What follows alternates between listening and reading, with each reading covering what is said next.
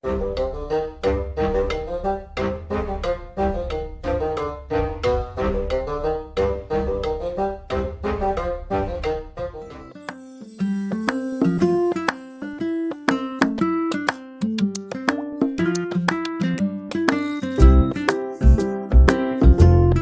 and welcome to your own YouTube channel Space and Time. My name is Sajid and today we are going to learn Newton's first law, એટલે કે ન્યૂટનની ગતિનો પ્રથમ નિયમ. સમજીશું, જોઈશું અને related દાખલાઓ ગણીશું. તો સાથે સાથે ચાલો આજુબાજુનો ડિસ્ટર્બન્સ બિલકુલ ઝીરો કરી દો.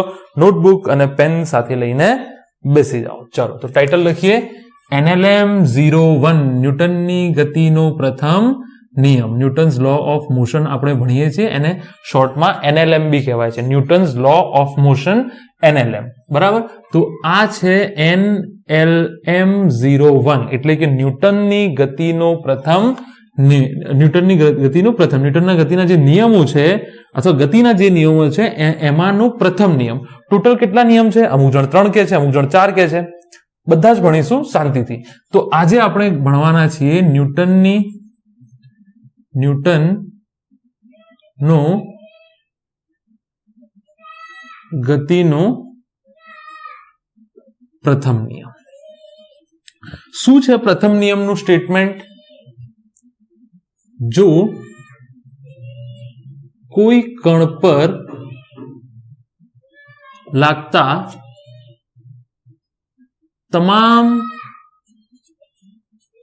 બળોનો સદિશ સરવાળો શૂન્ય થાય તો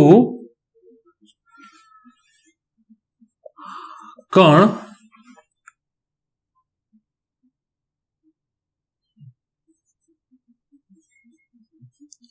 સંતુલન અવસ્થા અથવા સંતુલિત અવસ્થા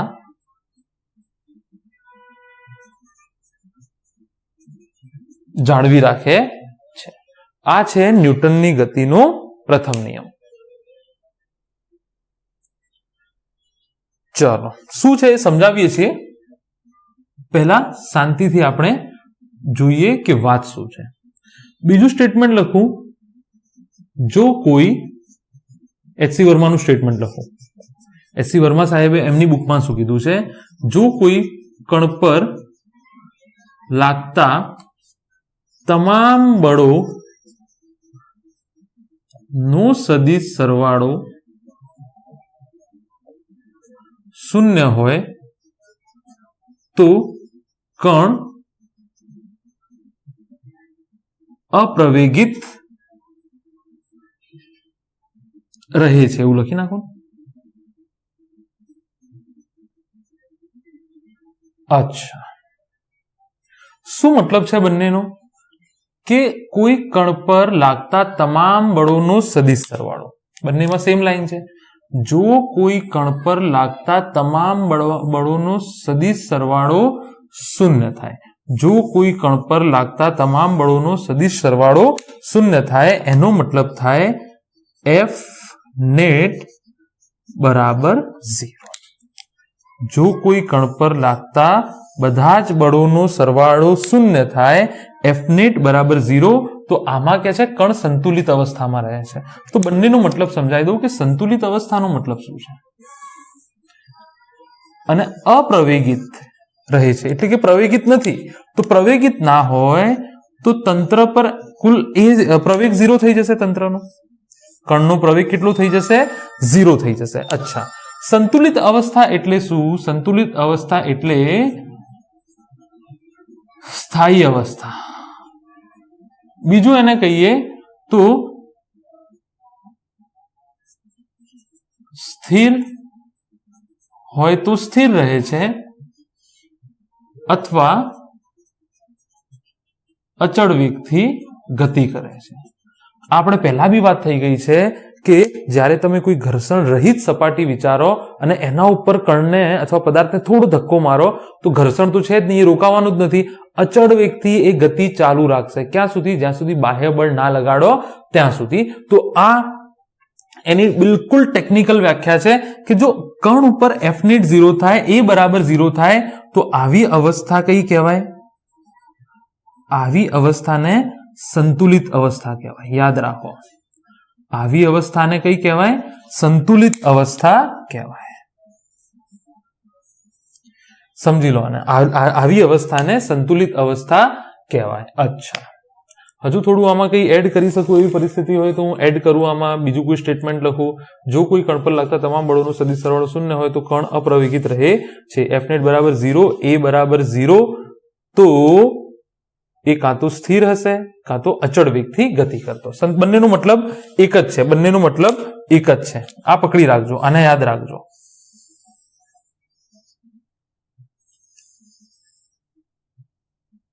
અચ્છા, અહીંયા હજુ ત્રીજું સ્ટેટમેન્ટ લખું. જો કણ પર બાહ્ય બળ ન લાગે તો, અથવા એને થોડું હજુ ટેકનિકલ કરીએ.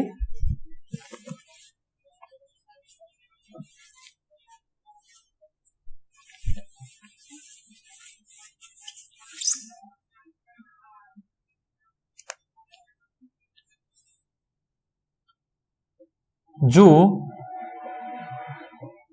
બાહ્ય બળ ગેરહાજર હોય તો પદાર્થ પોતાની અવસ્થા જાળવી રાખે છે. પોઝિટિવ લખીએ, બદલતું નથી એવું નથી લખતું, જાળવી રાખે છે. જો બાહ્ય બળ ગેરહાજર હોય તો પદાર્થ પોતાની અવસ્થા જાળવી રાખે છે. અચ્છા, જો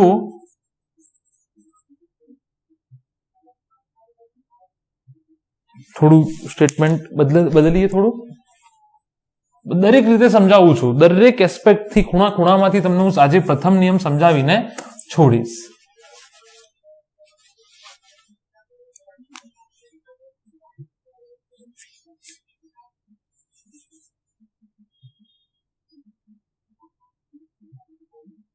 જો કોઈ કણ અથવા પદાર્થ, કોઈ કણ અથવા, જ્યાં કણ છે ત્યાં અથવા પદાર્થ બી લખી શકો. જો કોઈ કણ અથવા પદાર્થ પર બાહ્ય બળ ન લાગતું હોય તો સ્થિર પદાર્થ સ્થિર રહે છે અને ગતિમય પદાર્થ અચળ વેગથી ગતિ કરે છે. આવી પરફેક્ટ છે. જો કોઈ કણ પર બાહ્ય બળ ન લાગતું હોય તો સ્થિર પદાર્થ સ્થિર રહે છે અને ગતિમય પદાર્થ અચળ વેગથી ગતિ કરે છે. એનો મતલબ શું થયો? કે અવસ્થા બદલતો નથી. એનો મતલબ કે અવસ્થા જાળવી રાખે છે. બરાબર? સ્થિર પદાર્થ જે છે સ્થિર રહે છે, ગતિમય પદાર્થ અચળ વેગથી ગતિ કરે છે. પદાર્થની બે અવસ્થા હોય છે, એક સ્થાયી અવસ્થા સંતુલિત અવસ્થા હોય છે અને એક અસંતુલિત અવસ્થા હોય છે. અસંતુલિત અવસ્થા એટલે કે પદાર્થ પ્રવેગિત ગતિ કરે છે, સતત એના વેગમાં ફેરફાર થાય છે. અને સંતુલિત અવસ્થા એટલે બે રીતે તમે કહી શકો, કાં તો એ સ્થિર છે કાં તો અચળ વેગથી ગતિ કરે છે. બરાબર? ફરીથી હું લખી નાખું છું કે અવસ્થા એટલે અહીંયા કઈ ગતિના રૂપે અવસ્થાની વાત થાય છે. એક છે સંતુલિત અવસ્થા, બીજું છે અસંતુલિત અવસ્થા. અહીંયા કુલ જે બળ છે એ 0 નથી થતું, એટલે એ 0 નહીં થાય. બરાબર? પ્રવેગ 0 થશે નહીં. અહીંયા શું હોય છે? Fnet 0 હોય છે. આ સંતુલિત અવસ્થા છે. હજુ તમે આનું સ્થિતિ ઉર્જામાં જયારે છઠ્ઠું ચેપ્ટર ભણશો તો સંતુલિત અવસ્થાને હજુ ડિટેલમાં ભણશો. આનું 1% જસ્ટ સમજાવું છું તમને કે પદાર્થ પર લાગતા તમામ બળોનું સરવાળો શૂન્ય થાય, સદિશ સરવાળો શૂન્ય થાય તો સંતુલિત અવસ્થા બે રીતે હોય. બરાબર? કાં તો પદાર્થ સ્થિર હોય, કાં તો પદાર્થ સ્થિર હોય, કાં તો અચળ વેગથી ગતિ થતી હોય. કાં તો પદાર્થ સ્થિર હોય, કાં તો અચળ વેગથી ગતિ થતી હોય. સમજી લો, આને પકડી રાખો. તો ન્યૂટનનો ગતિનો પ્રથમ નિયમ આપણને શું કહે છે? કે જો પદાર્થ ઉપર બાહ્ય બળ ના લાગે તો પદાર્થ તેની અવસ્થા બદલતો નથી. જો પદાર્થ ઉપર બાહ્ય બળ ના લાગે તો પદાર્થ તેની અવસ્થા બદલતો નથી. દાખલા તરીકે આ પદાર્થ છે, આના ઉપર કોઈ પણ પ્રકારનું બાહ્ય બળ લાગતું નથી. પેન વડે નીચે mg લાગે છે, પેન પર નીચે mg લાગે છે અને હથેળી વડે એને ઉપર n લાગે છે, તો n બરાબર mg, સદિશ સરવાળો ને, mg માઇનસ n બરાબર 0, mg માઇનસ n બરાબર 0 અથવા mg બરાબર n, તો પદાર્થ સંતુલિત અવસ્થામાં કહેવાય. અચ્છા, અચળ વેગ બી કીધો છે. અચળ વેગ એટલે તમે સમજી લો, અચળ વેગનો મતલબ છે કે પૃથ્વીનું ફરવું. તમને કશું ફીલ થાય છે? તમને પૃથ્વી સ્થિર લાગે છે? કારણ કે અચળ વેગથી ફરે છે. તમારા ઉપર, શરીર ઉપર કોઈ બળ લાગતું નથી. તમારા શરીર પર કોઈ બળ લાગતું નથી. અચ્છા, શું ન્યૂટનનો પ્રથમ નિયમ દરેક અવસ્થામાં સાચો છે? શું ન્યૂટનનો પ્રથમ નિયમ દરેક અવસ્થામાં સાચો છે? તો જોઈએ હકીકત. બરાબર, તો આઈ હોપ કે ન્યૂટનની ગતિનો પ્રથમ નિયમ તમને સમજાઈ ગયો હશે.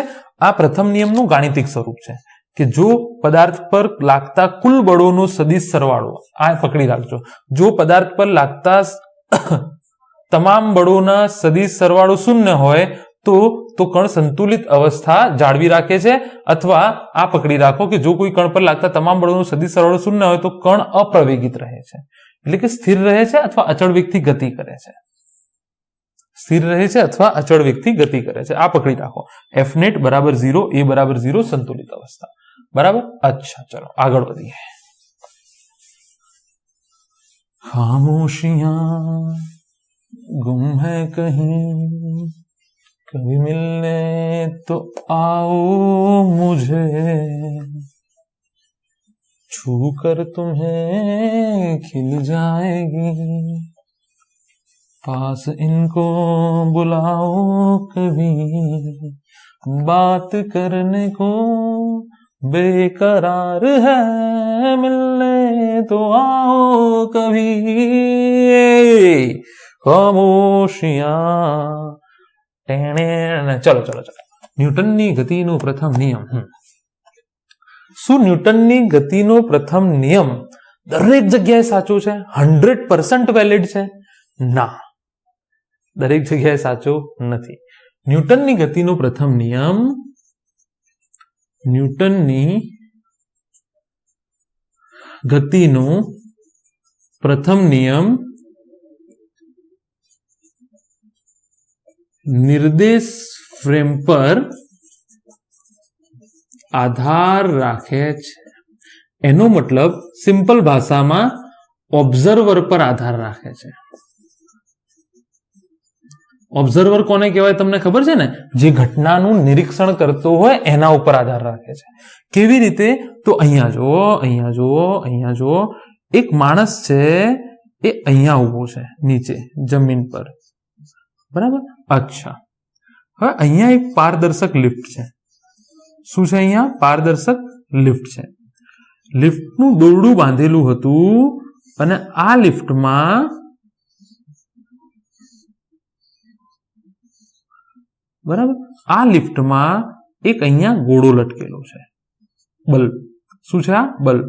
અને અહીંયા એક માણસ ઉભો છે. આ માણસ એ કહું, આ માણસ બી કહું. આ માણસ એ અને આ માણસ બી. અચ્છા, અચાનકથી આ જે દોરડું છે એ કપાઈ જાય છે. એનો મતલબ આ જે આખું તંત્ર છે એ જી બરાબર 9.8 મીટર પ્રતિ સેકન્ડ સ્ક્વેર થી ગતિ કરે છે, એવું એનું કહેવું છે. એવું એનું કહેવું છે. બરાબર. એ શું કહે છે? જો એ એવું કહે છે કે માણસ બી અને બલ્બ, આ ગોળું છે, આ ગોળું છે, અને બલ્બ સંતુલિત અવસ્થામાં નથી, એટલે કે પ્રવેગિત ગતિ કરે છે. અચ્છા, હવે માણસ બી શું કે છે? ના ના, એવું નથી. બલ્બ સંતુલિત અવસ્થામાં છે. બલ્બ સંતુલિત અવસ્થામાં છે. કોણ સાચું કોણ ખોટું? બંને સાચા છે એમની રીતે. આ અહીંયા ઉભા ઉભા જોવે છે અને અહીંયા લિફ્ટના અંદર, તો લિફ્ટમાં જોશે તો બલ્બ તો એને ત્યાં લાગશે ને. અત્યારે પૃથ્વી ફરે છે તો જો આજુબાજુ જો તમારા સોફા, તમારા ચેર, તમારી ટીવી બધું ફરતું લાગે છે તમને? ના, તમને સ્થિર લાગે છે, કારણ કે તમે બી પૃથ્વી પર છો અને તમારું ટીવી, સોફા ને બધું બી પૃથ્વી પર છે, બરાબર? તો એ વખતે જ્યારે નિર્દેશ ફ્રેમ તમે પોતે છો ત્યારે પૃથ્વી તમારા માટે કેવી છે? સ્થિર છે, સંતુલિત અવસ્થામાં છે. પણ જે ચંદ્ર ઉપરથી જોતો હશે એને શું લાગતું હશે કે તમે બધા ગતિ કરો છો? ચંદ્ર પરથી જોતો હશે એને શું લાગશે કે તમે બધા ગતિ કરો છો? તો ન્યૂટનની ગતિનો પ્રથમ નિયમ નિર્દેશ ફ્રેમ ઉપર આધાર રાખે છે. તો નિર્દેશ ફ્રેમ બે પ્રકારની હોય છે. નિર્દેશ ફ્રેમ જે છે એ બે પ્રકારની હોય છે. એક હોય છે જડત્વીય નિર્દેશ ફ્રેમ અને એક હોય છે અજડત્વીય. બંને સમજાઈ દઉં છું કે જડત્વીય નિર્દેશ ફ્રેમ શું છે અને અજડત્વીય નિર્દેશ ફ્રેમ શું છે, બરાબર? અચ્છા, માની લો રેલવે સ્ટેશન ઉપર તમે ઊભા છો, બરાબર? હવે ટ્રેન જે છે તો પ્રવેગિત ગતિ કરતી હશે, હા કે ના? તો રેલવે સ્ટેશન પર ઉભા તમે ટ્રેનમાં જોયું કે ટ્રેન અને ટ્રેનમાં બેઠેલા માણસો ગતિ કરે છે. તમારી જે ટ્રેનમાં બેસેલા માણસો છે એમનો માલ સામાન જે છે એ પણ ગતિ કરે છે, પણ ટ્રેનની અંદર જે માણસ બેઠો હશે એને પોતાનો માલ સામાન સ્થિર લાગે છે, હા કે ના? સમજાય છે ને? તો જડત્વીય નિર્દેશ ફ્રેમનો મતલબ છે કે એવી નિર્દેશ ફ્રેમ જે ન્યૂટનના ગતિનો પ્રથમ નિયમનું પાલન કરતી હોય તેવી નિર્દેશ ફ્રેમને જડત્વીય નિર્દેશ ફ્રેમ કહે છે. એવી નિર્દેશ ફ્રેમ જે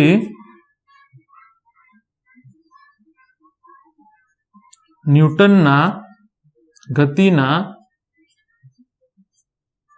પ્રથમ નિયમનું પાલન ન કરતી હોય તેવી નિર્દેશ ફ્રેમને અજડત્વીય નિર્દેશ ફ્રેમ કહે છે.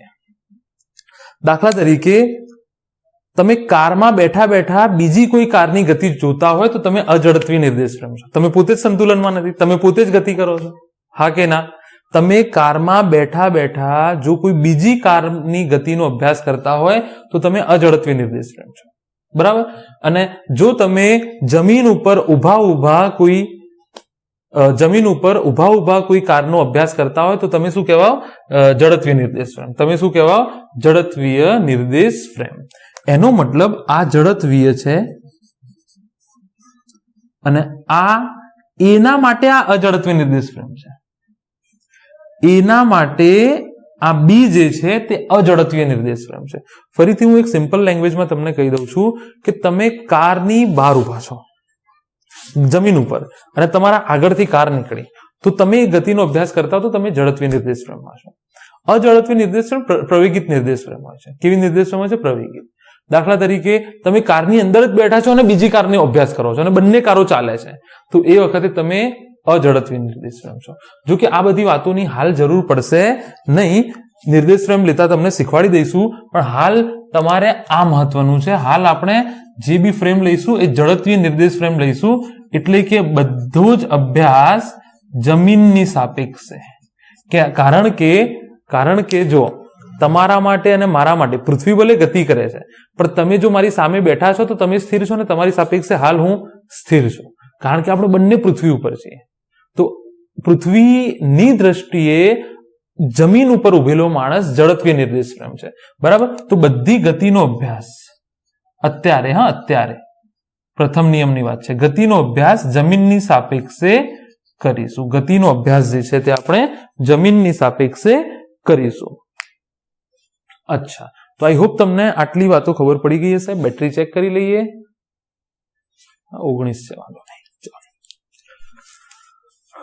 આગળ વધીએ.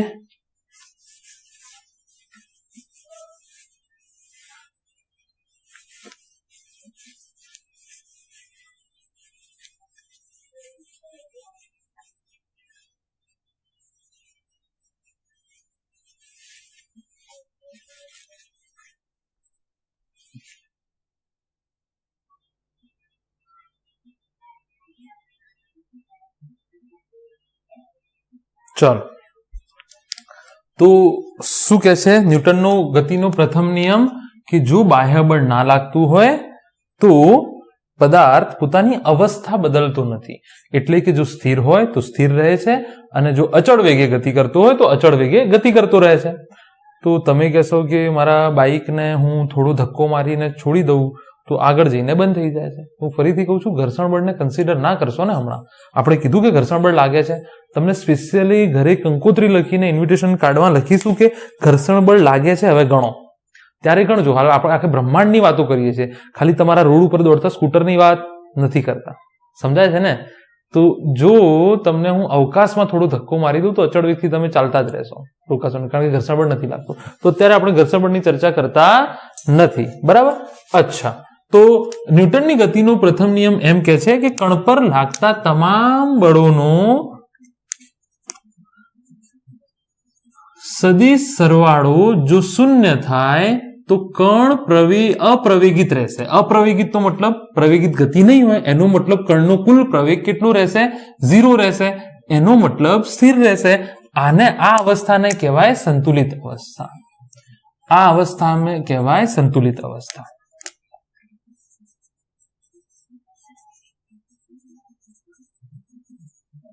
સંતુલિત અવસ્થા. બીજી એક નાની નોટ લખી દઉં છું, કારણ કે બળ સદિશ છે. કારણ કે બળ સદિશ છે. બરાબર? સદિશ સરવાળા ત્યારે જ કરવા જ્યારે સદિશ સરવાળા ત્યારે જ કરવા જ્યારે કે બાદબાકી. સદિશ સરવાળા કે બાદબાકી ત્યારે જ કરવા જ્યારે બે સદિશો એક રેખસ્થ હોય. શું એક કરતા વધારે રેખાઓ, મતલબ અલગ અલગ રેખાઓમાં તો શક્ય નથી? ઈઝી રહેશે. શક્ય છે, બધું જ શક્ય છે, પણ આ કેવું રહેશે? ઈઝી રહેશે. સદિશ સરવાળા કે બાદબાકી. વિરુદ્ધ દિશામાં હોય તો બાદબાકી થશે. હા કે ના? સદિશ સરવાળા કે બાદબાકી ત્યારે જ કરવા જ્યારે બે સદિશો એક. આ ફ્યુચરની વાત છે, ખાલી એમને તમને જાણ સારું કે ભાઈ એફ જે છે એ સદિશ છે. તો સદિશ સરવાળા બાદબાકી ત્યારે જ કરશો જ્યારે બે સદિશો એક રેખસ્થ થાય. અચ્છા, ચલો, તો સંતુલિત અવસ્થા કહેવાય. તો આ યાદ રાખજો, સંતુલિત અવસ્થા. તો આના રિલેટેડ હવે આપણે થોડા ઘણા દાખલાઓ જોઈએ. આના રિલેટેડ થોડા ઘણા દાખલા જોઈએ. એક, જો ચલો બધામાં આ રકમ તો કોમન છે, તો આને હું કોમન લખી દઉં.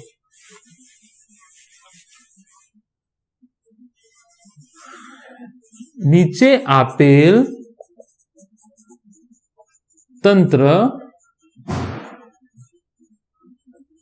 સંતુલનમાં છે. 1,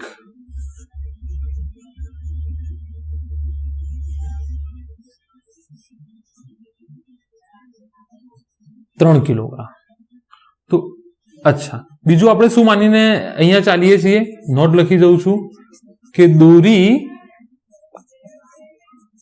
તણાવ નહીં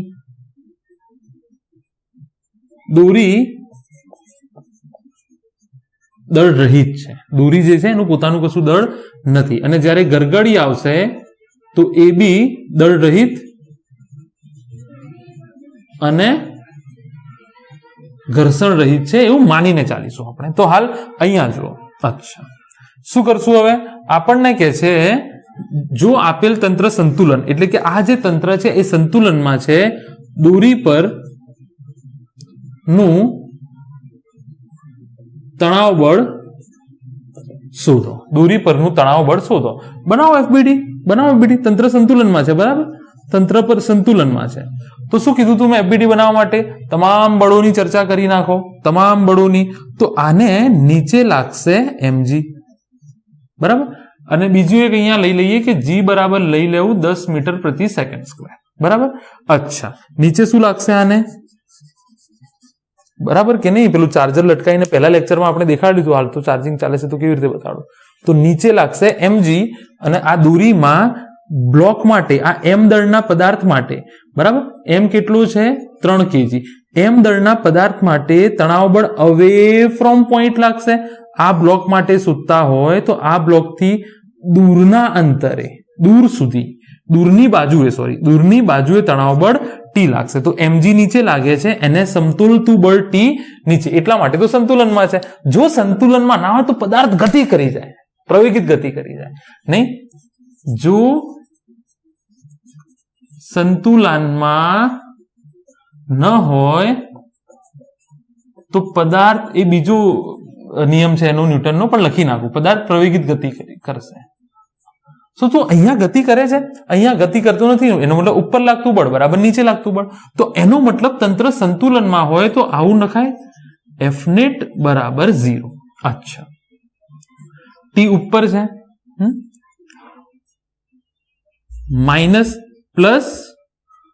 minus mg is equal to 0. જી ક્યાં છે? નીચે છે. જી ક્યાં છે? નીચે છે. સદિશ સરવાળો બાદબાકી ત્યારે જ કરો જ્યારે સદિશો એક રેખસ. તો એક રેખસ છે કે નહીં? તો ટી વત્તા mg બરાબર 0 કહેવાય કે ના કહેવાય? ટી વત્તા માઇનસ mg નીચે છે, એક સદિશ નીચે છે, એક સદિશ ઉપર છે, તો બાદબાકી થશે. તો ટી માઇનસ mg બરાબર 0, તો ટી બરાબર થઈ જશે mg. તો 3 ગુણ્યા 10, આ થઈ ગયું 30 ન્યૂટન.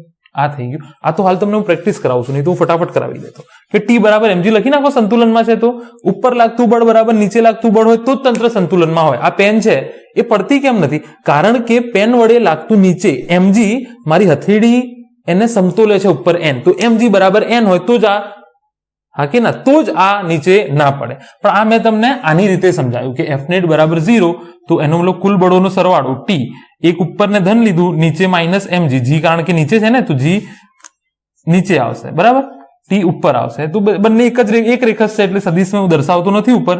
તો ટી બરાબર mg, 3 ગુણ્યા 10, 30 ન્યૂટન, બરાબર, 30 ન્યૂટન. અચ્છા, કોઈ કે કયા બિંદુએ લાગશે, કઈ દિશામાં લાગશે? તો એ કહેવું મુશ્કેલ છે, કારણ કે તમને ખબર છે કે અહીંયા બી તમને કોઈ કહે ને તો ટી જ લાગશે. જો આ બિંદુનું કહે તો આમ લાગશે, પણ મારે તો અહીંયાથી આનાથી મતલબ છે 3 થી, બરાબર. ચલો બીજો દાખલો જોઈએ.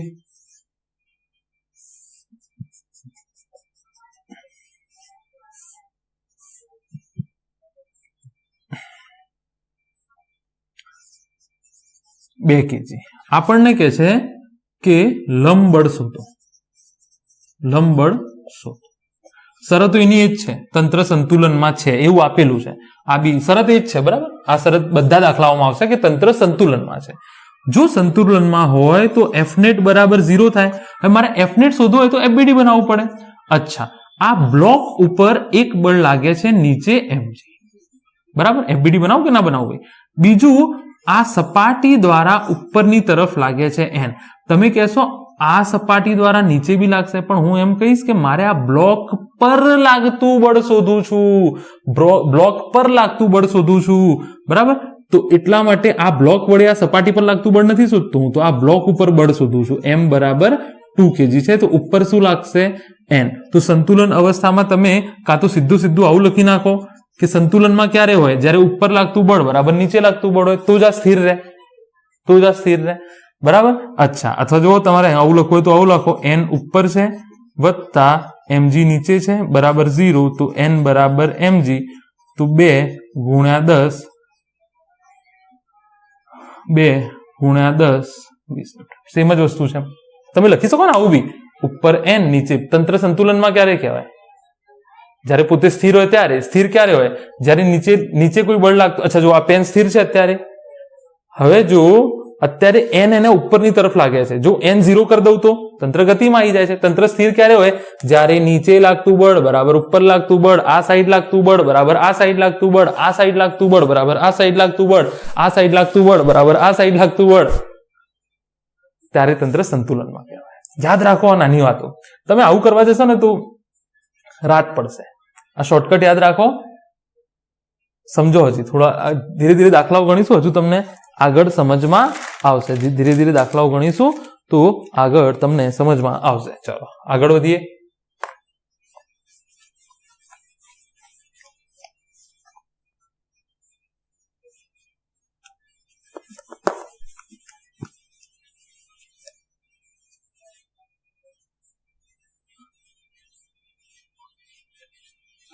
ચલો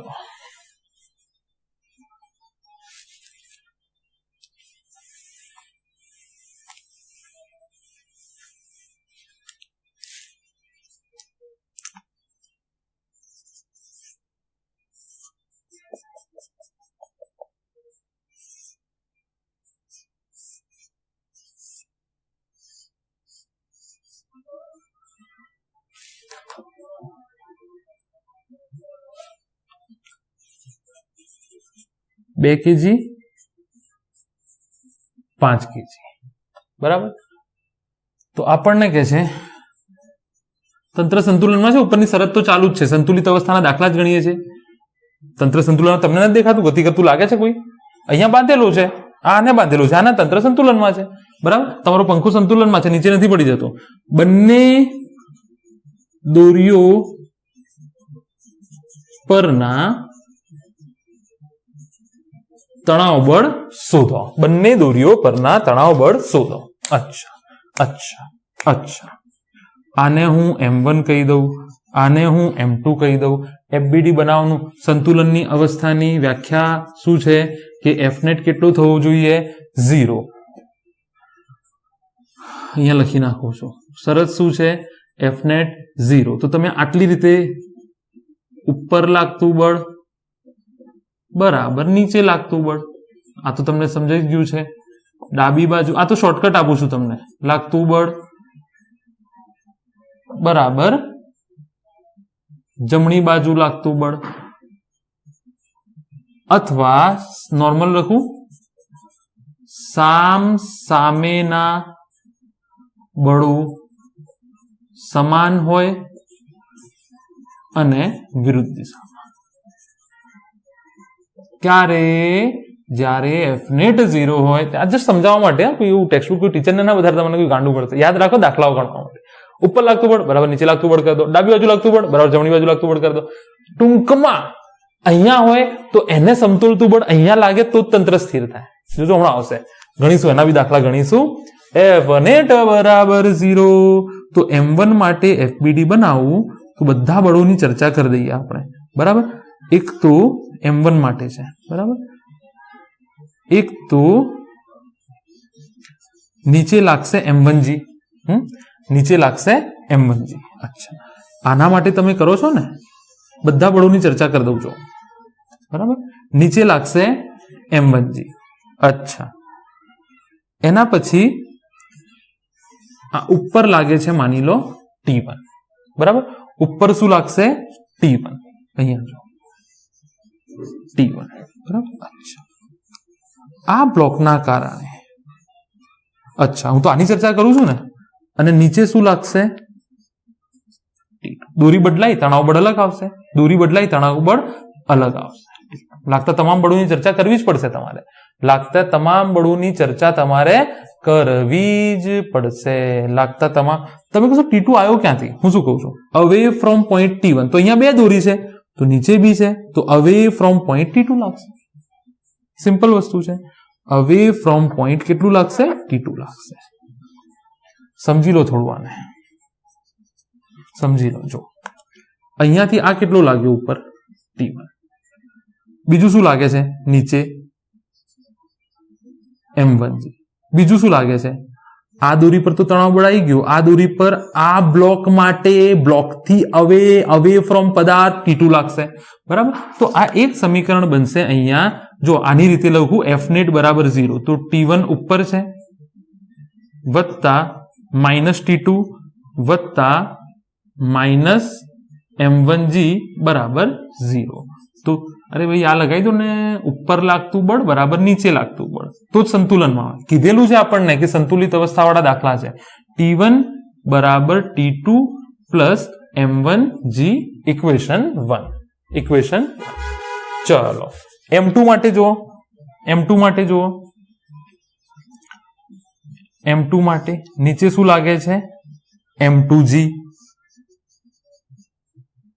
અચ્છા, આ દોરી ઉપર અહીંયાથી હવે શું લાગશે? T2. તમે T3 લખો, હું કહું દોરી 1 તો તણાવ બળનું મૂલ્ય 1, તો ઉપર શું લાગશે? T2. બીજું કોઈ બળ લાગે છે? ના, બીજું કશું સંકળાયેલું જ નથી. જોઈ લો તમે, બીજું કશું સંકળાયેલું જ નથી. ઉપર લાગતું બળ બરાબર નીચે લાગતું બળ કરી નાખો, તો T2 M2 કેટલો છે? 5 ગુણ્યા 10 50 ન્યૂટન. આ કિંમત અહીંયા મૂકો 50. M1 કેટલો છે?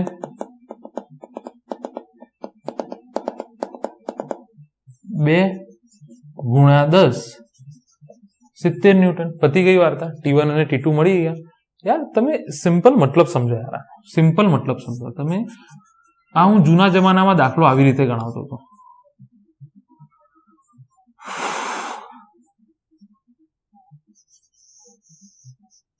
આ છે ને માની લો કે આ હું લટક્યો છું, બરાબર. હવે મારો પગ પકડી અને મારી હિરોઈન લટકી છે, મારો પગ પકડી અને મારી હિરોઈન લટકી છે. આ સાજિદ હીરો, આ હિરોઈન, હિરોઈનનું નામ પર એચ પરથી નથી પણ લખો હિરોઈન એને, બરાબર. હવે મને એક વસ્તુ કહો, મારા હાથ ઉપર બળ કેટલું લાગશે? અચ્છા ચલો, અહીંયા એક વાંદરો લટકી ગયો. આ મેડમનો પગ પકડી અને એક વાંદરો લટકી ગયો. આકૃતિ તો બરાબર છે, થોડી સીધી આકૃતિ આવશે પણ ચાલશે. તો હું યાર તમને એમ કહું છું કે મારા હાથ પર તો આ વજન બંનેનું આવશે ને. કે વાંદરો કે ના સર, હું તો ખાલી છોકરીના પગ ઉપર લટક્યો છું, તમારા પગ પર નથી લટક્યો, એવું કહેશે વાંદરો. અરે ભાઈ, આ બંનેનું વજન મારા પગ ઉપર આવશે. તો હું તમને એમ કહું છું કે આ T1, આ દોરી તો દળ રહી જ છે, તો આ બંનેને ભેગા કરી નાખો. આ દોરીને તો આ બંનેના દળ ખંભાના છે. તો હું આવી આકૃતિ ના બનાવી દઉં ડાયરેક્ટ શોર્ટકટમાં કે આ જે T1 છે ને મારો 7 kg આવશે. તો આ થઈ ગયું 7g. તો T1 ઉપરનું બરાબર નીચેનું 7g થઈ ગયું 70 ન્યૂટન. પછી વાત સમજાય કે ના? અરે યાર, લોજિક લગાવો, બહુ બધું લોજિક લગાવવાનું છે. એવું થોડું કે નિયમોથી જ ચાલીશો. ડે ટુ ડે લાઈફના લોજિક બી તો લગાડવા પડશે. આ મારા હાથ ઉપર હિરોઈન અને વાંદરા બંનેનું વજન લાગશે. આ મારો હાથ છે, એના ઉપર 2 kg અને 5 kg બંનેનું વજન લાગશે. આ દોરી ઉપર, આ દોરી ઉપર. અચ્છા, જે આ દોરી છે, અચ્છા, હિરોઈનના પગ પર કોનું વજન લાગશે? મારું થોડું લાગશે, ખાલી વાંદરાનું જ લાગશે. હિરોઈને તો મારા પગને પકડી રાખ્યો છે. તો આ દોરી પર માત્ર 5 kg જ લાગશે. તો આ દાખલો આવો કરી નાખો. આ દોરી માટે T2 બરાબર m2g 50 ન્યૂટન. પતી ગઈ વાર્તા. મારા ઉપર આ બંનેનું લાગે છે, હિરોઈન પર માત્ર આનું લાગે છે. મારા ઉપર આ બંનેનું લાગે છે, દોરી તો દળ રહી જ છે, એવી શરત આપેલી છે આપણને. અને હિરોઈન ઉપર માત્ર વાંદરાનું લાગે છે, બરાબર. પકડી રાખો, થઈ જશે તમારું કામ. લોજિક બી તો લગાવો સીધું. આ દોરી ઉપર આ બંનેના બળ લાગશે, આ દોરી ઉપર આ બંનેના. અથવા તમે આવી રીતે કરો તો વેલ એન્ડ ગુડ. જો આ કન્સેપ્ટ તમારું ક્લિયર થઈ ગયો તો વેલ એન્ડ ગુડ કે ભાઈ આ T1 લાગ્યો. જો આ થોડા લાગતા બળોની ચર્ચા હું ફરીથી કરી દઉં, કારણ કે ઇમ્પોર્ટન્ટ છે. અહીંયાથી આપણે છોડીશું નહીં.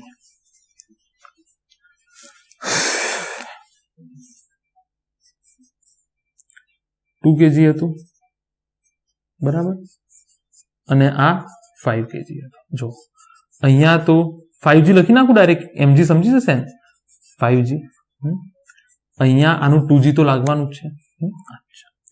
જો આ બ્લોક માટે આ દોરીથી અવે, આ જે બ્લોક છે એના અવે ફ્રોમ પોઈન્ટ એટલે કે દૂર T1 લાગશે, બરાબર. અહીંયાથી આ દોરી પર અવે દૂર T2 લાગશે. તો આ બધા 2 kg ઉપર બળ લાગે છે. જો T1, 2g અને T2, બરાબર. આના ઉપર કેટલા બળો લાગે છે?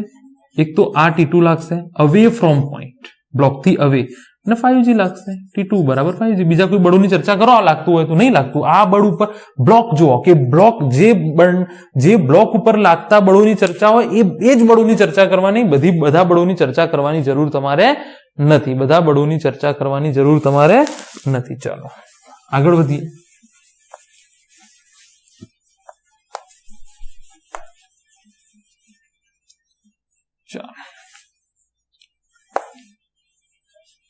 હવે તમને 2 પરિમાણ વાળા દાખલા થોડા જોઈ લઈએ.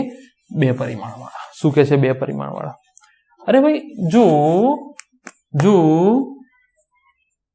Fnet બરાબર 0 થતું હોય એનો મતલબ x દિશાના તમામ બળોનો સરવાળો 0 થાય, y દિશાના તમામ બળોનો 0 થાય, z દિશાના તમામ બળોનો 0 થાય. ટૂંકમાં તમારે શોર્ટકટમાં હું તમને કહું તો સંતુલન અવસ્થા કોને કહેવાય? સાદી ભાષામાં સંતુલન અવસ્થા. આ તો ટેકનિકલ ભાષા થઈ ગઈ. આ તો ટેકનિકલ ભાષા. સાદી ભાષામાં સંતુલન અવસ્થા કોને કહેવાય? સામ સામે ના બળોના મૂલ્યો સમાન હોય. બસ યાદ રાખો, સંતુલન અવસ્થા ક્યારે હોય? સામ સામેના બળોના મૂલ્ય કેવા હોય? સમાન હોય. જો અહીંયા એવું એક દાખલો છે, એને આપણે જોઈએ. દાખલા નંબર 4 છે પ્રોબેબલી. શાંતિ કરીએ આને.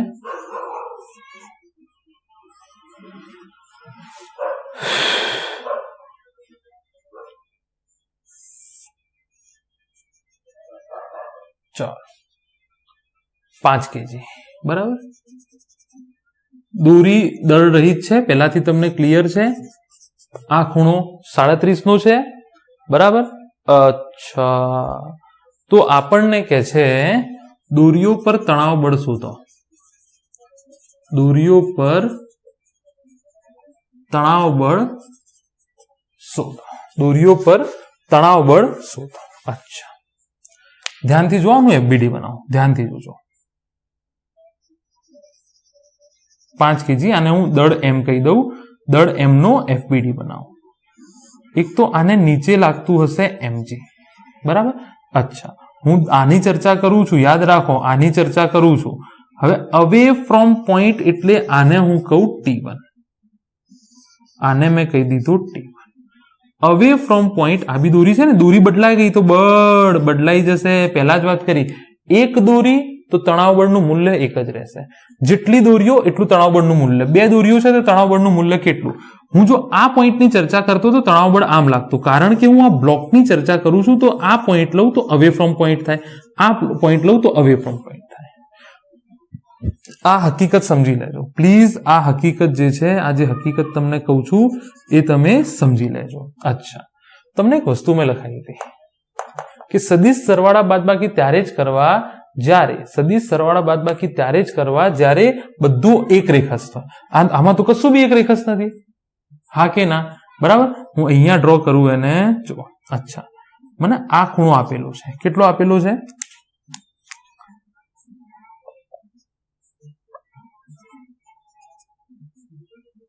આ ખૂણો મને 37 આપેલો છે બરાબર. આ ખૂણો મને 37 આપેલો છે. તમે જુઓ કે આ જે સદિશ છે એના હું 2 ઘટકો લઈ શકું. એક આ ઘટક, એક આ ઘટક. લંબ ઘટકો યાદ છે કે નહીં? લંબ ઘટકો યાદ છે કે નહીં? લંબ ઘટકો યાદ છે કે નહીં? કોઈ સદિશ જો આવી રીતે હોય તો મેં આના 2 ઘટકો લઈ લીધા, આવી રીતે 2 લંબ ઘટકો લઈ લીધા બરાબર. અચ્છા, જો આ ખૂણો 37 છે તો આ z બને છે, તો આ ખૂણો બી 37 થશે. તો આ સદિશ T1 છે, તો આ થઈ જશે T1 cos 37, આ થઈ જશે T1 sin 37. આ સદિશ થઈ જશે T1 sin 37. હવે આને કાઢી નાખું, કારણ કે આની 2 અસરો મેં લઈ લીધી છે. તો આને હું શું કરું? કાઢી નાખું. આને હું કાઢી નાખું બરાબર. તો અહીંયા જો શું કીધું તું મેં કે x દિશામાં લાગતા બળ બી 0 થાય, y દિશામાં. અને બળો 0 ક્યારે હોય? સંતુલન અવસ્થા. એટલે સંતુલન અવસ્થાનો મતલબ શું કે f નેટ કોઈ પણ દિશામાં 0, એટલે સામસામેના બળો કેવા હોવા જોઈએ? 0. તો અહીંયા જો ઉપર લાગતું બળ બરાબર નીચે લાગતું બળ, હા કે ના? અને ડાબી બાજુ લાગતું બળ બરાબર જમણી લાગતું, તો જ સંતુલનમાં હોય ને. કણ દરેક દિશામાંથી લાગતા બળો સમાન હોય તો જ સંતુલનમાં હોય, સામસામેના. T1 sin 37 બરાબર T2. અચ્છા, તો અહીંયાથી T2 કેટલું થઈ જશે? જો T1 અને sin 37. તમને આ ટ્રિપલેટ ખબર હશે, ના ખબર હોય તો આગળના લેક્ચર થોડા જોઈ લો, ખબર પડી જશે. જો આ 37 હોય, આ 90 હોય, તો આ કેટલો હોય? 53. તો 37 ના સામે 3 આવે, 53 ના સામે 4 આવે ને આ 5. તો જો sin 37, તો અહીંયાથી sin 37 થઈ જાય 3/5 અને cos 37 થઈ જાય 4/5. તો આ આવ્યું 3/5. અચ્છા, અહીંયાથી જો T1 cos 37 કેટલા છે? 4/5 અને mg 5 ગુણ્યા 10. તો અહીંયાથી આ થઈ જાય T1 ગુણ્યા 4/5 બરાબર 50. તો T1 બરાબર 50 ગુણ્યા 5/4 થઈ જાય.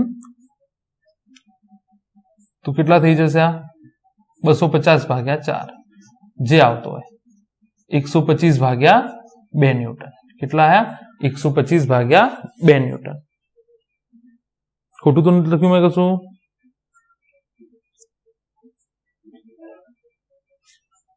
125 ભાગ્યા 2 ન્યૂટન આ કિંમત અહીંયા મૂકો 125 ભાગ્યા 2 3 ભાગ્યા 5 દેખાય છે કે નહીં ફ્રેમમાં છે કે નહીં છે ફ્રેમમાં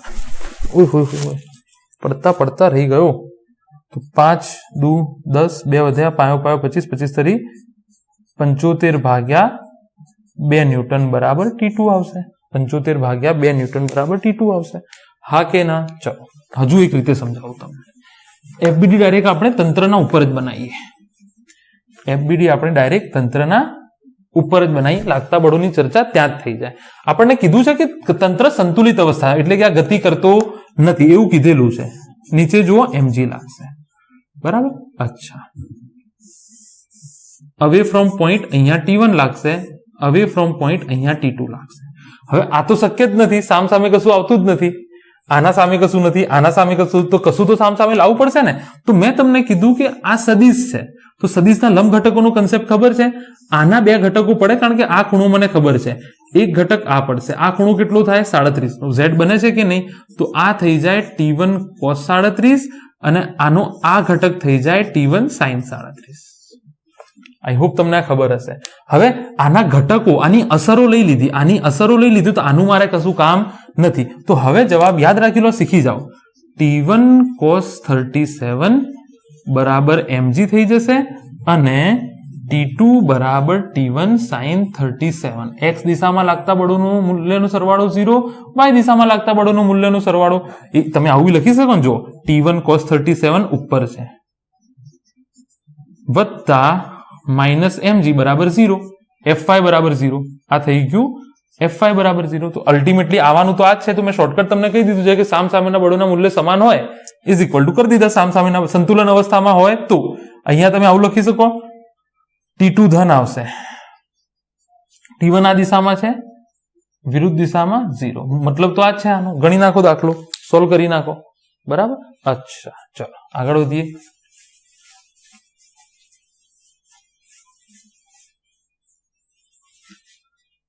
તમે આ વસ્તુ કદાચ ભૂલી ગયા તો હું તમને કહી દઉં દાખલા તરીકે આ સદિશ A છે આ ખૂણો થીટા છે બરાબર તો આ થઈ જાય A cos થીટા આ થઈ જાય A sin થીટા તો સદિશ એને હું આવી રીતે બી લખી શકું A cos theta I A sin theta J તો પછી આ લખવાની જરૂર નથી મેં આ ઘટકો લઈ જ લીધા છે x ઘટક ને y ઘટક x ઘટક અને y ઘટક લઈ જ લીધા છે આપણે બરાબર ચલો તો હવે આગળ વધીએ ટાઈમ બી જોઈ લઈએ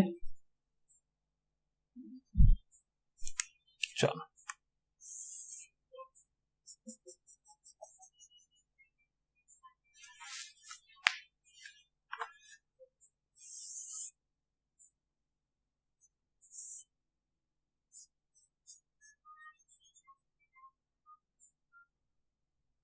જોઈ લઈએ કેટલું દળ છે એનું √2 kg છે બરાબર આવી રીતે છે તંત્ર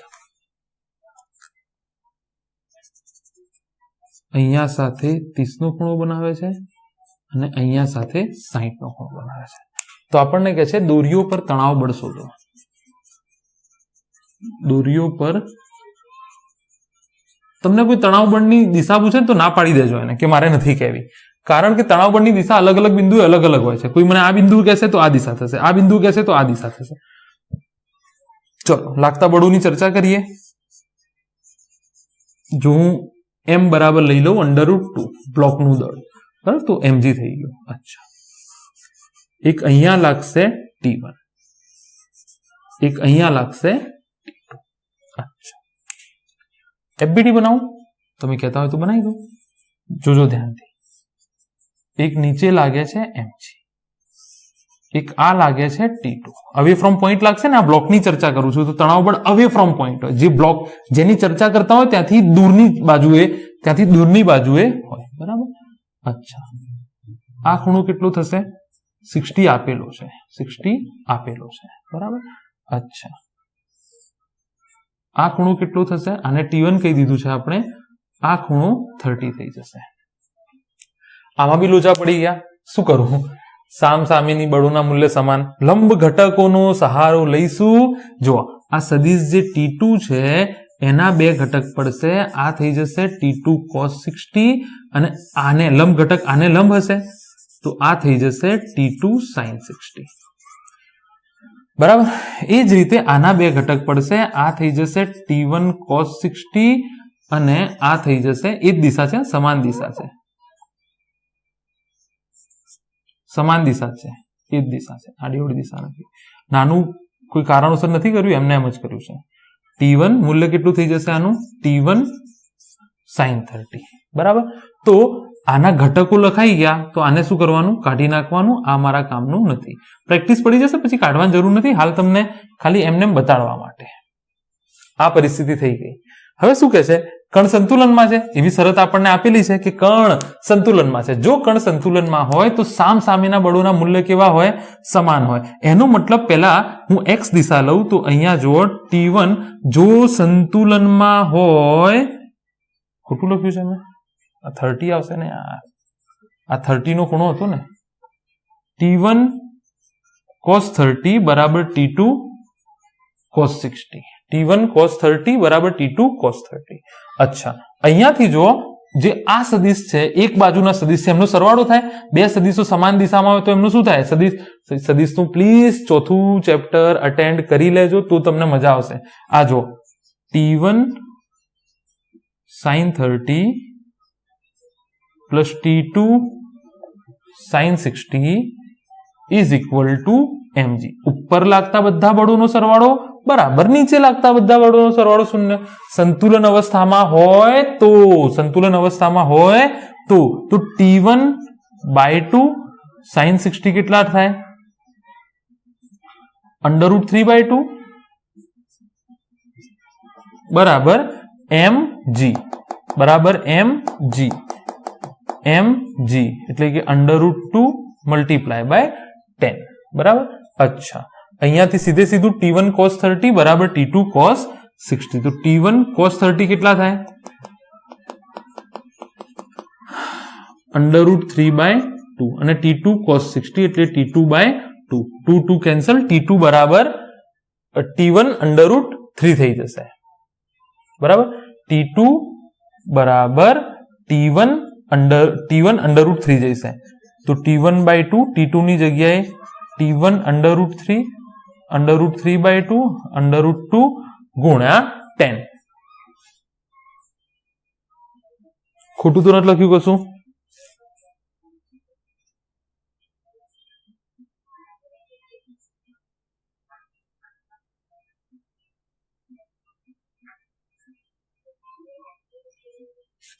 અચ્છા, તો અહીંયાથી જુઓ,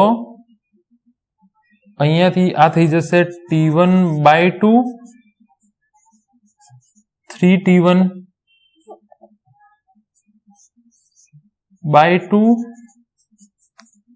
√2 ગુણ્યા 10. હા કે ના? તો આ કેટલા થઈ જશે? બે તો સમાન જ છે.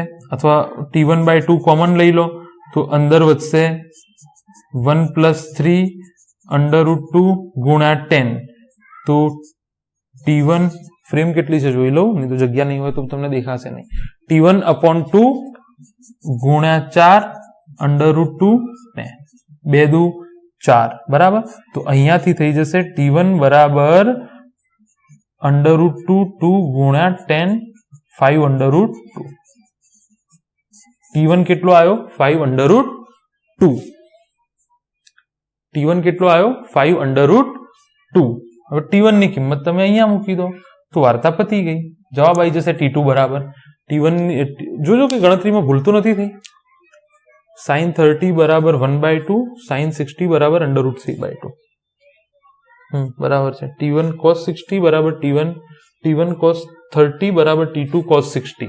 તો cos 30 √3/2 અને cos 30 √3/2 અને cos 60 1/2 થઈ જાય, 2 2 કેન્સલ, તો T2 બરાબર T1/√3.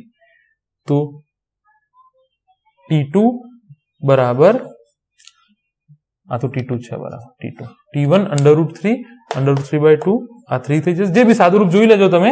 T1 ને T2 ગાણિતિક કન્સેપ્ટનો ઉપયોગ કરી અને શોધવાના છે. ચલો આગળ જોઈએ.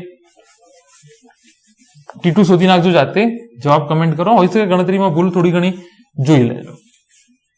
કન્સેપ્ટ મેઇન છે. મેં તમને કન્સેપ્ટ શીખવાડી દીધું કે સંતુલિત અવસ્થા જો કહેવામાં આવે, રકમમાં લખેલું છે સંતુલિત અવસ્થા, સંતુલિત અવસ્થામાં કહેવામાં આવે તો ઉડી પડો દાખલો આ રીતે. બરાબર. ચાલો હવે શું કહે છે તમને જુઓ.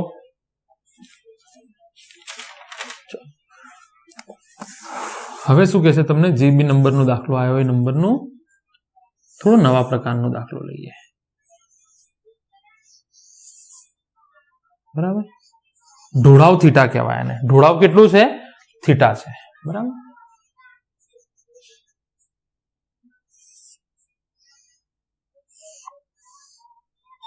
આ એમ દળનો પદાર્થ છે. આપણને કહે છે કે દોરી પર તણાવ બળ શોધો અને લંબ બળ બી શોધો. જુઓ, કોઈ પણ દાખલો હોય ને હકીકતમાં તો સૌથી પહેલા લાગતા બધા બળોની ચર્ચા કરી નાખો, પછી એફબીડી બનાવીએ આપણે. લાગતા બધા બળોની ચર્ચા કરી નાખો. અચ્છા, અહીંયા જુઓ, આ એક તો mg લાગે છે. બીજું જુઓ કે આ જે છે એ સપાટીને લંબ હંમેશા n લાગે. આ સપાટી દ્વારા હું બ્લોકની વાત કરું છું, બ્લોક m પર લાગતા બળોની ચર્ચા કરું છું. યાદ રાખજો, કોના ઉપર ચર્ચા કરું છું? બ્લોક m ઉપર લાગતા બળોની. તો આ સપાટી વડે અહીંયા આને આ દિશામાં સપાટીને લંબ 90 નો ખૂણો બનાવશે. આ 90 નો ખૂણો શું લાગશે? Normal force. અચ્છા, અને આ બ્લોક થી અવે ફ્રોમ પોઈન્ટ શું લાગશે? ટી લાગશે. અવે ફ્રોમ પોઈન્ટ શું લાગશે? ટી લાગશે. તો એફબીડી બનાવી દઈએ આનો. લાગતા બધા આ બ્લોક વડે આને બી બળ આમ લાગશે, પણ એની ચર્ચા હું શું કામ કરું? હું તો જેની ચર્ચા કરું છું બ્લોકની જ મારે વાત કરવાની છે. પછી ક્યાં સવાલ છે? એન અને અહીંયાથી આ લંબ લાગે છે ટી. આ બંને એકબીજાથી લંબ છે. બરાબર. આ એન છે અને આ એકબીજાથી લંબ ટી છે. અચ્છા, હવે પ્રોબ્લેમ શું થશે? જુઓ, તમારે n ના બે ઘટકો, તમારે આ બધું કરવું હોય ને, fx fy fz0, તો ભાઈ આ x દિશા છે, આ y દિશા છે અને આ બહારની z દિશા છે. બરાબર. આ બધું તમને ઓલરેડી ખબર છે. અચ્છા, આ બધું તમને ઓલરેડી ખબર છે. બરાબર. હું તમને શું કહું છું કે સંતુલનનો મતલબ શું થાય? કે સામ સામેના જેટલી બી બળની જોડીઓ હોય એ સમાન મૂલ્યની હોવી જોઈએ. ટૂંકમાં મારે સામ સામે લાવવાનું પર્પસ છે. તો હું એક કામ કરું, મારે ટી ના બે ઘટકો લેવા પડશે. એક આ ઘટક, એક આ ઘટક. એન ના બે ઘટક, એક આ ઘટક, એક આ ઘટક. ટી ના બે ઘટક લેવા પડશે, એક આ ઘટક, એક આ ઘટક. હા કે ના? જુઓ, એન ના બે ઘટક લેવા પડશે, એક આ ઘટક, એક આ ઘટક. ટી ના બે ઘટક લેવા પડશે, એક આ ઘટક, આ ઘટક. પછી આ બરાબર આ થશે, આ બરાબર આ થશે. તો યાર આટલી બધી પ્રેક્ટિસ એના કરતા હું થોડું હવે તમને શોર્ટકટ આપી દઉં. અહીંયા જો ધ્યાનથી જોજો. હા, હું mg ના બે ઘટકો લઈ લઉં તો ચર્ચા પતી જશે. કેવી રીતે?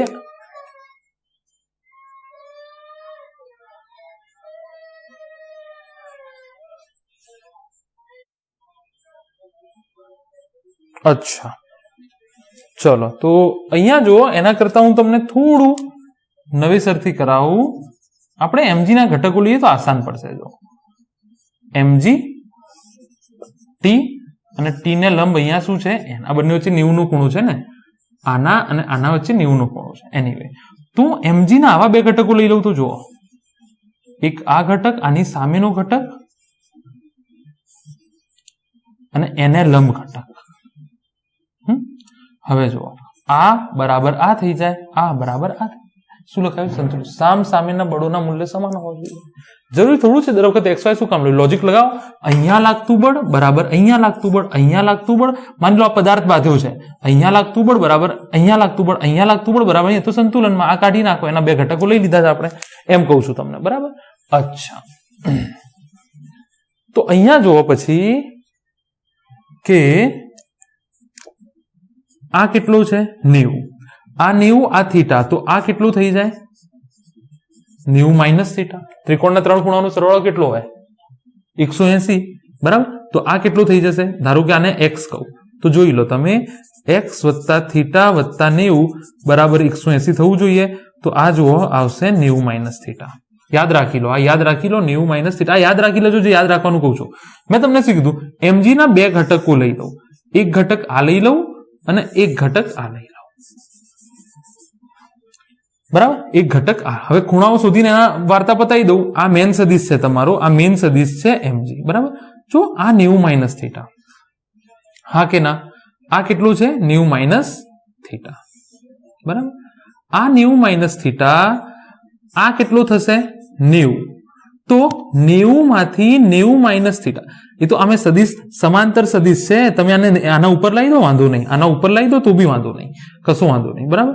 સમાંતર સદિશને પેરેલલ શિફ્ટ અપાય, તમને ખબર હશે, બરાબર. તો આ જે છે એ થીટા થશે, સમજી લો કેટલું થશે, થીટા થશે. જોવું હોય તો તમારે જોઈ લો. જો આ FBD બનાવ્યો, mg છે, t છે અને t ને લંબ,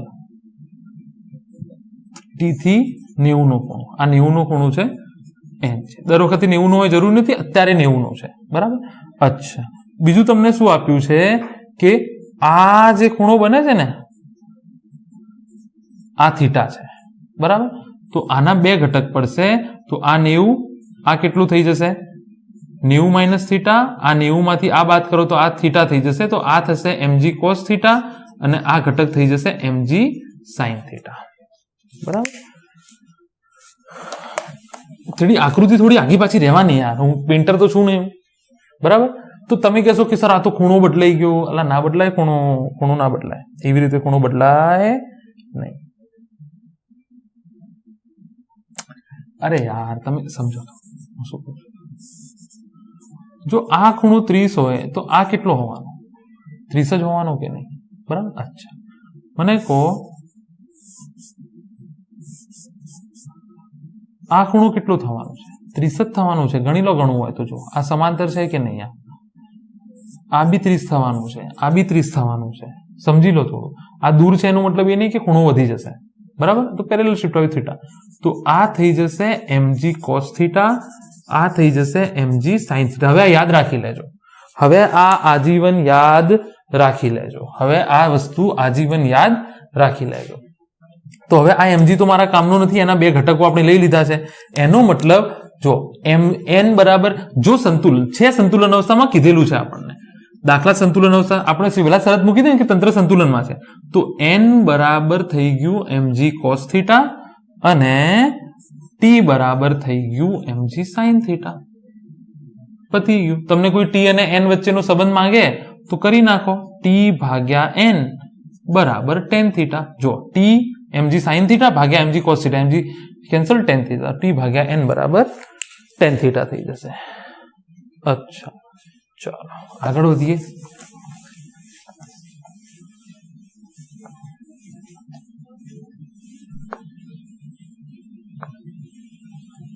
સામ સામેના, યાદ રાખો સંતુલિત અવસ્થા હોય તો સામ સામેના બળોના મૂલ્ય સમાન કરો. સામ સામેના, ફરીથી જો પહેલી શરત તો સેમ છે કે તંત્ર સંતુલિત અવસ્થામાં છે, તંત્ર સંતુલિત અવસ્થામાં છે. થીટા ગરગડી,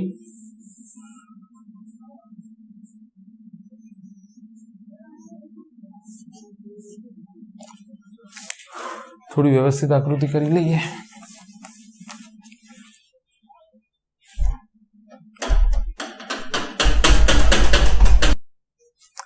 ચાલો આકૃતિ વ્યવસ્થિત આપણે થોડી ડ્રો કરી લઈએ.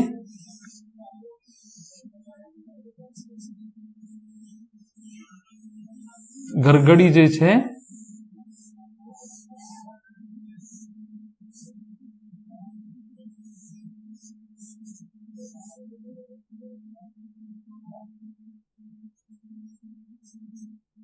ગરગડી કેવી છે, દળવાળા બી દાખલા આવશે પછી કરીશું.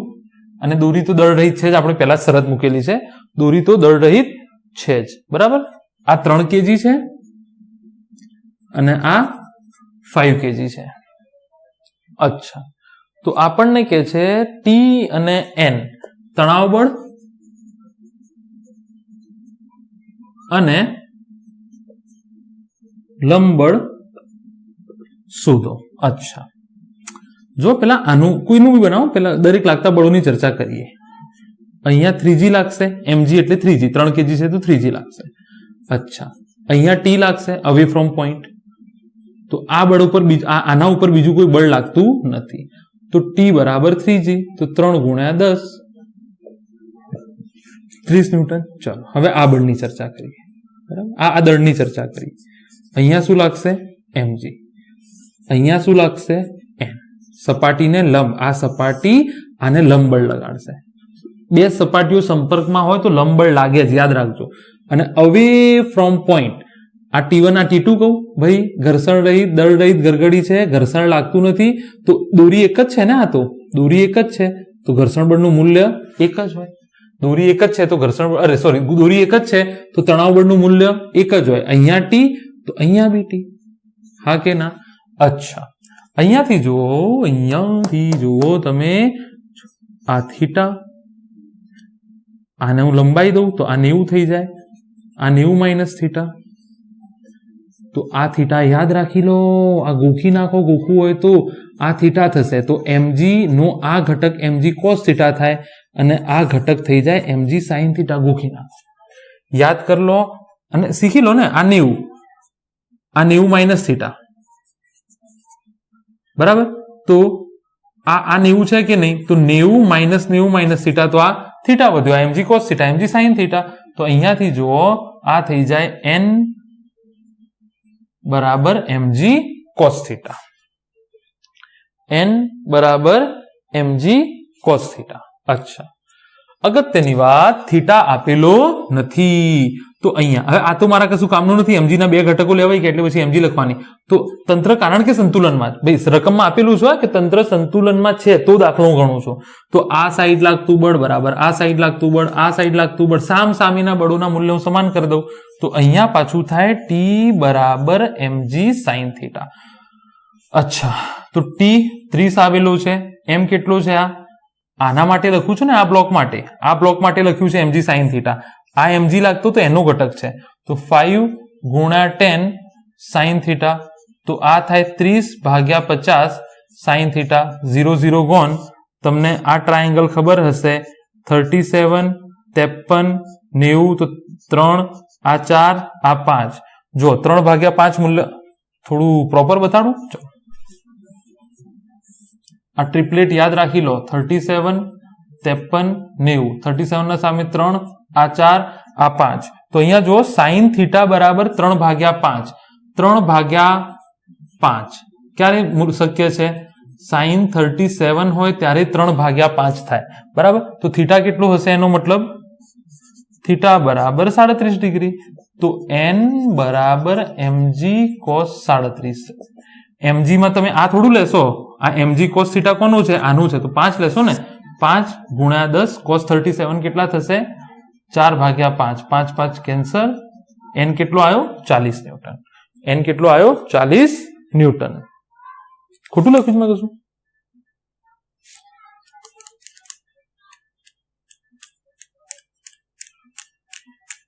અચ્છા, cos 37 4/5 બરાબર તો છે, 4/5 cos 37 બરાબર છે, 4/5 થઈ જશે, બરાબર છે. ઠીક છે, ચાલો આગળ વધીએ.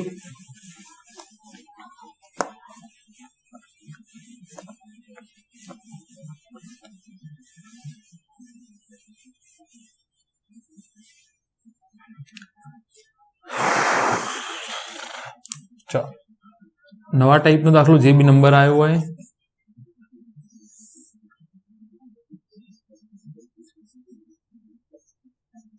ચાલો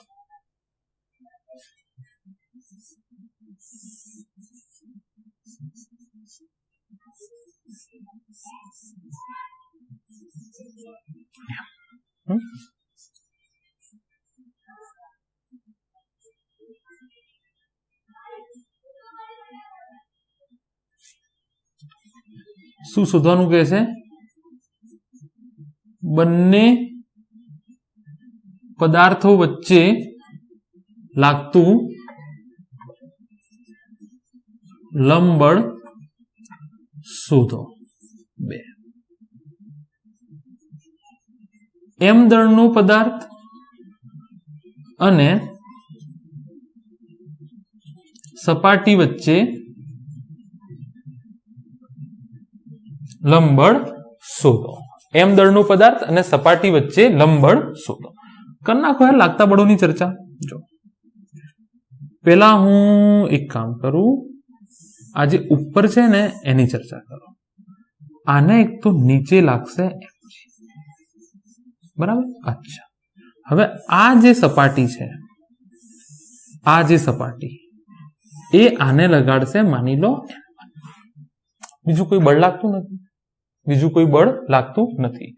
એનો મતલબ એમ થઈ ગયો કે n1 બરાબર mg, સ્મોલ mg. હા, n1 બરાબર સ્મોલ mg. અચ્છા, ચલો હવે આની ચર્ચા કરો. આ જે છે એને એક તો લાગે છે કેપિટલ mg. અચ્છા, બીજું તમે અહીંયા જુઓ કે આ જે સપાટી છે એ એને કોઈ લંબબળ લગાડતી હશે, માની લો n2. અચ્છા, જો હવે બીજું કોઈ બળ લાગે છે? કશું બીજું કોઈ બળ લાગે છે? હવે તમે કહેશો આ જે છે એનું દળ બી તો આ સપાટી પર છે, તો mg નહીં લાગે? mg આના ઉપર લાગે છે, આના ઉપર નથી લાગતું. આના ઉપર શું લાગે છે? જ્યારે પણ બે સપાટીઓ સંપર્કમાં હોય, જ્યારે પણ બે સપાટીઓ સંપર્કમાં હોય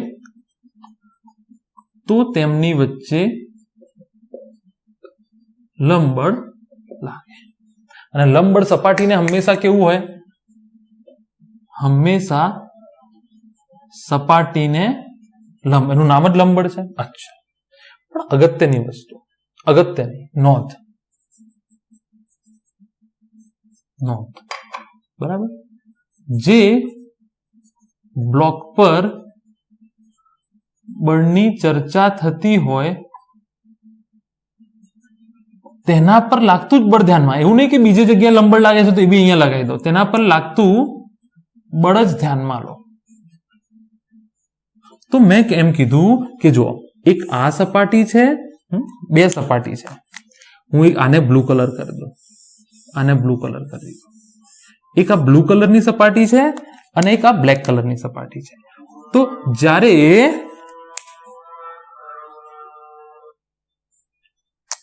તો મેં તમને એમ કીધું કે આ જે બ્લેક કલરની સપાટી છે, જ્યારે આપણે આના ઉપર આ સ્મોલ m દળના બ્લોક ઉપર બળની ચર્ચા કરતા હતા, તો આ જે બ્લેક કલરની સપાટી છે એ બ્લુ કલરની સપાટી ઉપર, એ બ્લુ કલરની સપાટી ઉપર જો આ જે બ્લેક કલરની સપાટી છે એને થોડું છેટું કરી દો, થોડું દૂર કરી દીધું મેં. આ જે સપાટી છે એ આના ઉપર n1 બળ લગાડે છે, તો આ જે સપાટી છે એ આના ઉપર બી n1 બળ લગાડશે. પણ તમારે ચર્ચા ક્યારે કોની કરવી? જ્યારે આ બ્લોકની ચર્ચા કરીશ તો આના વડે આના પર લાગતું બળ ચર્ચા કરીશ. જ્યારે આના ઉપર આ બ્લોક ઉપર લાગતા બળની ચર્ચા થશે તો આ સપાટી વડે આના ઉપર લાગતા બળની ચર્ચા થશે. તો કહેવાનો મતલબ જે બ્લુ કલરની ઉપરનો બ્લોક છે એ આ સપાટી વચ્ચે નીચેની બાજુ n1 જેટલું બળ લગાડશે. જેટલું આ બ્લેક કલરની સપાટી ઉપર, યાદ રાખો જેટલું પૃથ્વી મને ગુરુત્વાકર્ષણ બળ લગાડે છે એટલું જ હું પૃથ્વી પર ગુરુત્વાકર્ષણ બળ લગાડું છું. ન્યૂટનનો ત્રીજો નિયમ, હકીકતમાં પહેલા જ ભણાવાય ત્રીજો નિયમ, પણ વાંધો નહીં. હું જેટલું પૃથ્વી ઉપર બળ, પૃથ્વી મને જેટલું ગુરુત્વાકર્ષણ બળ લગાડે છે ને એટલું જ હું પૃથ્વીને ગુરુત્વાકર્ષણ બળ લગાડું છું. જેટલું આ સપાટી આ બ્લોકને બળ લગાડે છે n1, એટલું જ આ જે સપાટી છે એ આ બ્લોકને બળ લગાડશે નીચેની તરફ n1. બરાબર. અચ્છા, તો હવે આનું FBD બનાવો તો એક થઈ ગયો કેપિટલ mg, બીજો થઈ ગયો ઉપરની બાજુ n2 અને ત્રીજો થઈ ગયો નીચેની બાજુ n1. તો ઉપર લાગતું બળ બરાબર નીચે લાગતું બળ, તો n2 બરાબર n1 પ્લસ કેપિટલ mg. તો આ થઈ જાય mg પ્લસ mg બરાબર n2. તો આ થઈ જાય g m પ્લસ m બરાબર n2. તો n1 અને n2 તમારી સામે છે. n1 અને n2 તમારી સામે છે. બહુ ઇમ્પોર્ટન્ટ કન્સેપ્ટ છે. મોટાભાગના છોકરાઓ આને છોડી દે છે, ખબર નહીં કેમ, પણ કઈ છોડવા જેવું છે નહીં. કઈ છોડવા જેવું છે નહીં. સમજી રાખો, કશું છોડવા જેવું છે નહીં. મેં પહેલા લેક્ચરમાં બી આનું ડિસ્કસ કર્યું હતું કે લંબબળ કેવી રીતે ચર્ચા કરવી. જે બ્લોક ઉપર બળની ચર્ચા કરો છો ને, એ જ બ્લોક ઉપર લાગતા બળોની ચર્ચા કરવાની. એવું નહીં કે બધા બળોની. બરાબર. આ એમ જે છે એના ઉપર કાળા કલરની સપાટી n1 લગાવે છે. તો આ જે બ્લુ કલરની સપાટી છે એ બી કાળા કલરની સપાટી પર નીચે n1 લગાવશે. જ્યારે પણ બે સપાટીઓ સંપર્કમાં હોય તો તેમની વચ્ચે લંબબળ લાગશે. ઇમ્પોર્ટન્ટ શું છે, જે બ્લોક પર બળની ચર્ચા કરતા હોય એ બ્લોક ઉપર તમારે એ લંબબળ લઈ લેવાનું. સમાન મૂલ્યનું જ લાગે ને. અહીંયા જેટલું બળ આમ લાગશે એટલું જ બળ અહીંયા આમ લાગશે. તો એ કઈ સપાટી પર લાગે છે? આ સપાટી પર. એટલા માટે મેં નીચે લીધું. તો આ મોટા m બ્લોક ઉપર નીચે n1, mg અને n2 ત્રણ બળ લાગે છે. તો ચલો એક દાખલો હોમવર્કમાં આપી દો. એક દાખલો તમને હોમવર્કમાં આપી દઈએ. ઘણો આવડે છે કે નથી આવડતું તમે કમેન્ટ કરો. આ સપાટી છે.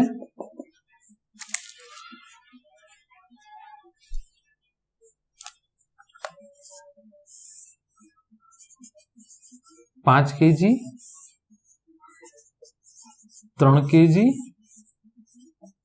2 કેજી. પ્રશ્ન એનો એ જ છે. આડી છે આકૃતિ, કશું વાંધો નહીં, તમે સીધી માની લેજો એને. તમે સીધી એને માની. પ્રશ્ન એ જ છે. દરેક પદાર્થોની સપાટીઓ વચ્ચે શું પ્રશ્ન છે?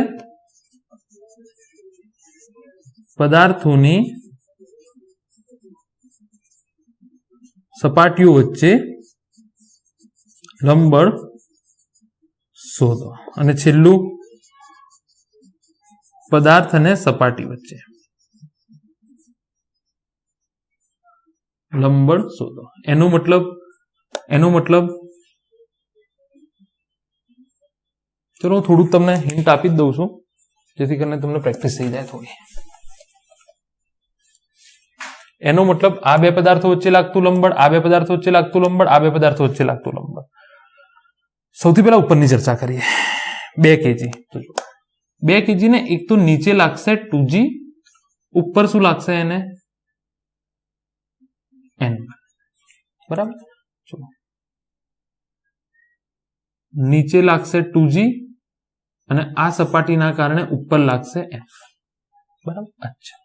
જેવી રીતે આ 3 કિલોગ્રામની સપાટી આ 2 કિલોગ્રામની સપાટીને ઉપર n1 લગાડે છે, એવી જ રીતે 2 કિલોગ્રામની સપાટી અહીંયા n1 લગાડતી હશે. અચ્છા. આ 5 કિલોગ્રામની સપાટી આને ઉપર n2 લગાડતી હશે અને 3g તો લાગે જ છે. તો એના માટે થઈ જશે 3g n1 n2. હા કે ના? 3g n1 n2. અચ્છા. હવે જુઓ જેવી રીતે આ n2 લાગે છે 5 કેજીની સપાટી દ્વારા, તો જે 3 કેજીની સપાટી છે એ બી આને n2 લગાડતી હશે. અચ્છા. આ સપાટી આને શું લગાડશે? n3 લગાડશે અને 5g તો લાગે જ છે. તો આ શું બનશે? નીચે 5g n2 અને ઉપર n3 લાગશે. તો આ શું થઈ જશે? n1 બરાબર 20 ન્યૂટન, n1 બરાબર 2g. આ શું થઈ જશે? n2 બરાબર n1 પ્લસ 3g. તો 20 વત્તા 30, 3 ઇન્ટુ g કેટલો લેવાનો છે? 10. 9.8 આપ્યો તો 9.8 લેવાનો, 50 ન્યૂટન લાગશે. અચ્છા. n3 બરાબર n2 પ્લસ 5g. તો આ 50 ને આ 50 કેટલું આવશે? 100 ન્યૂટન. n3 કેટલું આવશે? 5, 6, 7, 8, 9, 10, 100 ન્યૂટન આવશે. કેટલું આવશે? 100 ન્યૂટન. સમજી લો, ફીલ કરો. અગત્યની વસ્તુ છે. લેક્ચર બસ ઓલમોસ્ટ ગણાઈ તો દીધું. દાખલો હોમવર્કમાં શું હવે ગણાઈ દીધું મેં તમને દાખલો. બરાબર. તો I hope you enjoyed this lecture. બહુ પ્રેક્ટિસ કરો. ના આવડે તો ફરીથી રિપીટ કરીને જુઓ, કોઈની હેલ્પ લો.